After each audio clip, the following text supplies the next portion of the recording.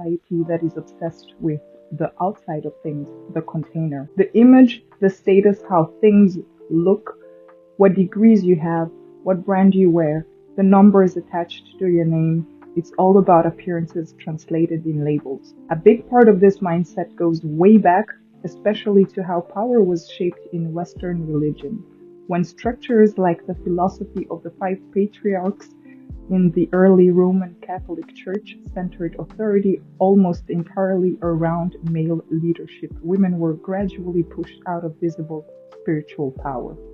Early church leaders began using certain Bible passages to justify keeping women quiet in church and out of leadership. Official councils made it a rule that women couldn't be priests or elders, even though they had held roles like that before. Influential thinkers like Tertullian argued that women shouldn't teach, lead rituals, or take part in key parts of worship.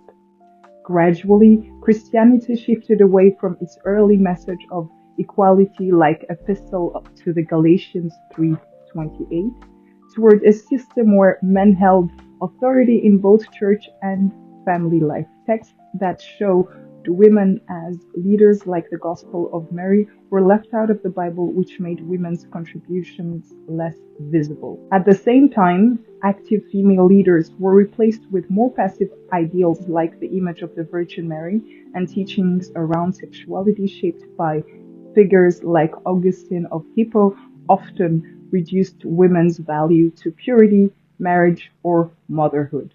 The sacred feminine, the intuitive, nurturing, unseen dimension of spirituality was minimized or erased.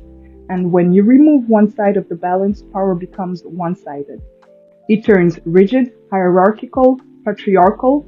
Over time, that imbalance shaped Western thinking, influencing how power was expressed not just at home, but abroad during the era of conquest associated with figures like Christopher Columbus, often justified under Christianity and later tied to colonization and slavery. In the West, a lot of Christians tend to portray Islam as the worst religion for women, saying it limits women's freedom. But what often gets overlooked is that Christianity and Islam come from the same Abrahamic roots. They're part of the same spiritual family along with Judaism. Historically, all of them were shaped in patriarchal societies, so the foundations regarding gender roles weren't that different.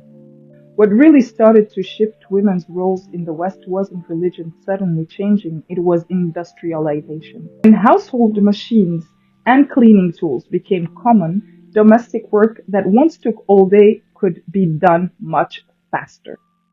That opened the door for women to work outside the home and slowly gain more independence.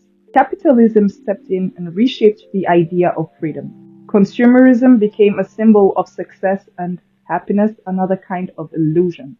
Women were pulled strongly into that system, especially through fashion and media, becoming style icons or even sex symbols.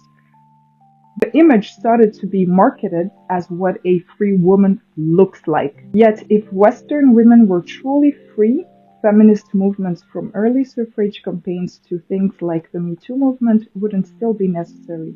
Capitalism sold a powerful dream of happiness, especially through ideas like the American dream and the global influence of Hollywood. Over time, that idea started to feel real. Capitalism embedded itself deeply into Western societies, shaping values, behaviors, and mindsets. Many of them built around competition, productivity, and traditionally masculine-coded ideas of success. And in places where this system was imposed forcefully, it often created a sense of cultural uprooting.